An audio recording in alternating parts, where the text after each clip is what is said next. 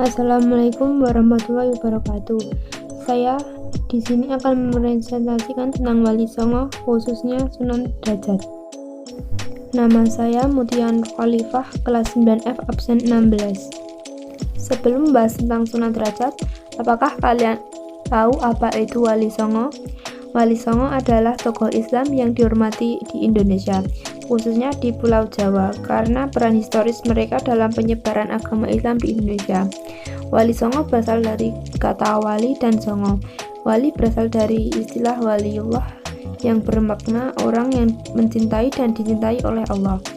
Sedangkan songo berasal dari bahasa Jawa yang artinya 9. Para tokoh Wali Songo mendapat gelar sunan atau susuhunan yang berasal dari bahasa Jawa kuno suhun kasuhun sinuhun yang berarti menghormati. Sekarang kita akan membahas tentang Sunan Derajat. Sunan Derajat adalah salah satu sunan dari 9 sunan Wali Songo. Nama kecilnya adalah Raden Hasim, kemudian mendapat gelar Raden Syarifuddin.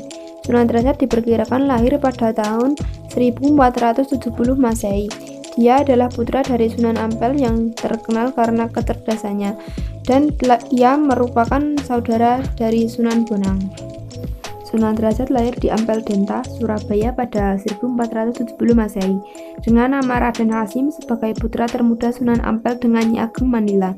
Ia adalah adik dari Raden Maulana Makdum Ibrahim alias Sunan Bonang. Selain Raden Hasim, Sunan Derajat memiliki banyak nama atau julukan lainnya, seperti Mas Saih Munat, Raden Syarifuddin, Maulana Hasim, Panggilan Derajat atau Sunan Mayang Madu.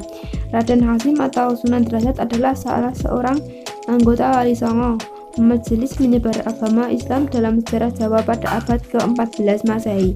Putra bungsu Sunan Ampel ini melakukan dakwah Islam dengan prinsip Pepali Pitu atau 7 dasar ajaran, selain melalui seni dan budaya. Sejarah hidup Sunan Derajat. Raden Hasim memperoleh ilmu keislaman langsung dari ayahnya, Sunan Ampel, yang memimpin pondok pesantren Ampel Denta, Surabaya. Setelah beranjak remaja, Raden Hasim merantau ke Cirebon untuk berguru kepada Sunan Gunung Jati. Di Cirebon, Raden Hasim menikahi putri Sunan Gunung Jati yang bernama Dewi Sofia. Hingga kemudian, Raden Hasim kembali ke Ampel Denta bersama istrinya. Sesampainya di Ampel Denta, Sunan Ampel meminta Raden Hasim untuk berdakwah di daerah Gresik. Raden Hasim menuruti perintah ayahnya, meneruskan perjalanan menuju Gresik. Ia menetap di desa Banjarwati dan disambut baik oleh sesepuh kampung yang bernama Kiai Mayang Madu dan Mbah Banjar. Di desa Banjarwati, Raden Hasim dinikahkan dengan putri Kiai Mayang Madu yang bernama Nyai Kemuning. Di wilayah yang bernama Jelak, daerah yang memiliki medan lebih tinggi dari tempat lainnya, di desa Banjarwati, Raden Hasim mendirikan surau dan mengajar penduduk setempat. Kendati tergolong bangsawan, ia amat dekat dengan rakyat.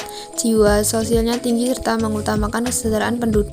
Ajaran Islam yang didakwahkan Raden Hasim menekan pada etos kerja keras dan empati berupa kedermawanan, sikap tanggung rasa, saling peduli, pengentasan kemiskinan, gotong royong, dan solidaritas sosial.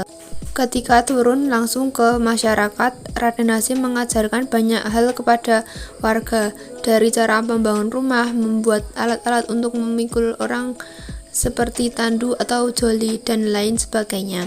Pada akhirnya Raden Hasim dijadikan imam pelindung oleh penduduk di Pedukuhan Derajat. Sejak itulah Raden Hasim mulai dikenal dengan nama Sunan Derajat. Sekian presentasi dari saya. Wassalamualaikum warahmatullahi wabarakatuh.